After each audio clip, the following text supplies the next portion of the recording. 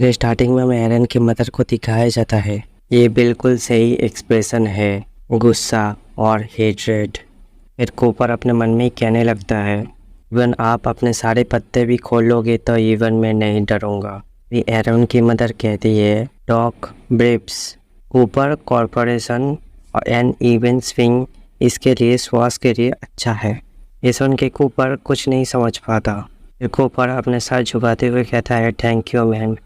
और कूपर अपने मन में ही सोचने लगता है, ईडन स्प्रिंग क्या कोइंसिडेंस है। फिर कूपर एरन की मदर के रूम से चला जाता है। फिर एरन की मदर बटलर से कहती है, जल्दी से रिचुअल की तैयारी करो, फिर इस और सेरेमनी के लिए कूपर की टैलेंट को छीन लिया जाना चाहिए। सुन के वो बटलर कहता है, यस मैम। एरन की मदर अपने मन में ही कहने लगती है, अगर ये साबित हो जाए एरन के पास कोई टैलेंट नहीं होगा तो परिवार की सक्सेशन के लिए उसकी पोजीशन खतरे में आ सकती है। फिर एरन का मदर थोड़ा गुस्सा वाला चेहरा बनाती अपने मन में कहने लगता है, रैट मैं अभी तुम्हें छोड़ रहा हूँ, सही टाइम आएगा मैं तुम्हें देख लूँगा। अभी हमें ईडन स्प्रिंग को दिखाया जाता है। ईडन स्प्रिंग के साइड से कूपर चलते हुए जा रहा होता है। कूपर ग्रिफिन की बातों को याद करता है। ग्रिफिन ने जो कहा होता है, मेरे मास्टर बनने के बाद ईडन स्प्रिंग के नीचे अपने सोल को फॉरबिडन स्पेल की वजह से सील कर दिया गया है।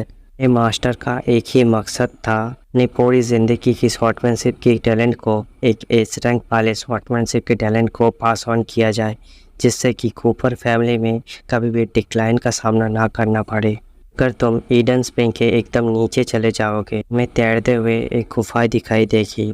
ये वो चाबी है जिससे तुम उस मेरे मास्टर के पास पहुंच सके। ग्रिफिन कहने लगता है, हालांकि मेरे मास्टर बहुत समय पहले ही मर चुके हैं, इसलिए मैं तुम्हें ज़्यादा इन्फॉर्मेशन नहीं दे सकता। कुछ इन्फॉर्मेशन है जो मैं तुम्हें दे सकता हूँ। हालांकि मेरे मास्टर ब्लड मैजिक करना जानते थे और इससे निपटना आसान नहीं होगा। कूपर कहने लगता है, ब्लड मैजिक ओथ। फिर कूपर अपने मन में ही कहने लगता है, ऐसा लगता है एरन से पहले शॉर्टमैनशिप के टैलेंट को पाना आसान नहीं होगा। अभी दो बच्चे कूपर के बारे में बात करने लगते हैं। ही पानी में एक लड़का कहने लगता है, क्या ही वो कूपर है जिसे फर्स्ट पोजीशन मिला है। दूसरा लड़का उस लड़के से कहने लगता है, तुमने बिल्कुल ही सही सुना है, उसने ग्रिफिन के बच्चों को भी अपना पेट बना लिया है। दूसरा लड़का सुनकर कहता है, वाह कितना ज़्यादा औसम है। अभी वो बदमाश लड़के वहाँ पे आ जाते हैं। हमें उस बदमाश लड़के के बारे में बताया जाता है।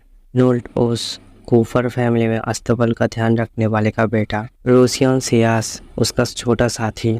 अभी उसका छोटा साथी उस बच्चे से कहने लगता है, इसको हैरान कर देने का क्या बात है, वो बस एक गंदी औरत का बेटा है।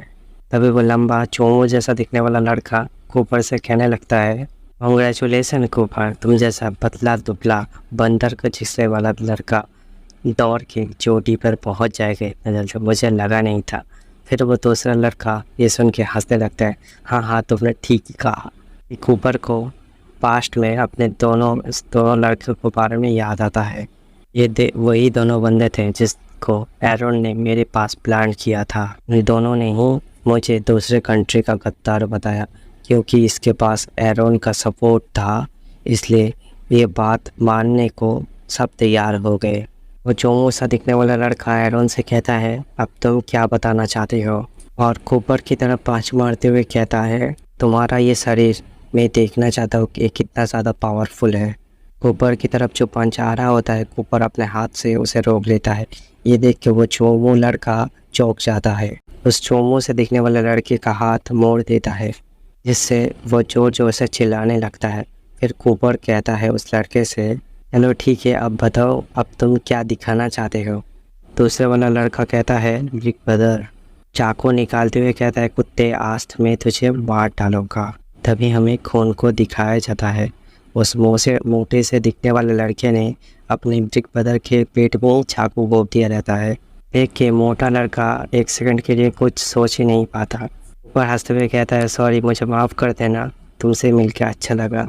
और कूपर उस लड़के को लात मारते हुए उस पूल में फेंक देता है। ऐसा लगता है स्प्रिंग में तुम्हारे चोटों का इलाज जल्दी ही हो जाएगा।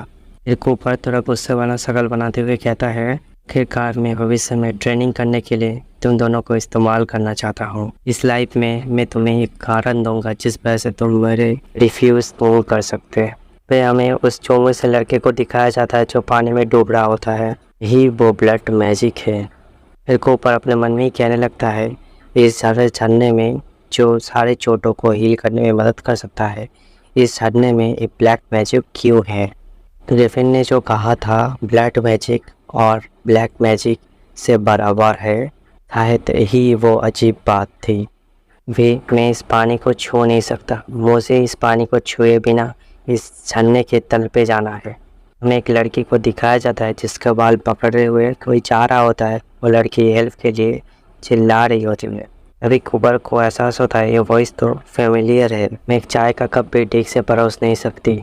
मुझे लगता है तुम्हें पिटाई की सख्त ज़रूरत है। अभी वो लड़की कहती है मुझे ये सब जानबूझ के नहीं किया है, प्लीज़ मुझे यहाँ से जाने दो। तभी कूपर देख के कहता है ये तो एंड्रिया है। तभी हमें उस लड़के को दिखाया जाता है जो उस लड़की का बाल पकड़ते हुए कहता है अगर तुम मुझसे फिर से बात करने की हिम्मत करते तो मैं तुम्हें देख लूँगा। तभी हमें एक स्लैश को दिखाया जाता है। वो लड़का कुछ नहीं कह पाता और 2 टुकड़ों में बट जाता है। एंड्रिया देख के पूरी तरह से हैरान हो जाती है। वो पूल्स में जो लड़के होते हैं वहाँ पे हड़कंप मच जाती है। वहाँ पे लड़के कहते हैं यहाँ पे मर्डर हो चुका है, जल्दी यहाँ से भागो। तभी कूपर एंड्रिया की तरफ हाथ बढ़ाते हुए कहता है तुम अभी ठीक हो गया। एंड्रिया के पर्सपेक्टिव से कूपर एक राजकुमार लग रहा होता है। कूपर अपने पर्सपेक्टिव से सोच रहा है मैंने इस लड़की को शायद डरा दिया है। तभी कूपर थोड़ा क्यूट सा शक्ल बनाते हुए कहता है मुझे माफ़ कर देना। एंड्रिया कहता है नहीं नहीं, मुझे बचाने के लिए शुक्रिया। तभी एंड्रिया प्यारी की शक्ल बनाते हुए कहता है मेरा नाम एंड्रिया है, आपका नाम क्या है। गाइस यही पे एपिसोड ख़त्म होता है। नेक्स्ट चैप्टर चाहिए तो कमेंट कीजिए और साथ ही साथ मेरे चैनल को सब्सक्राइब कीजिए ऐसे वीडियो को देखने के लिए।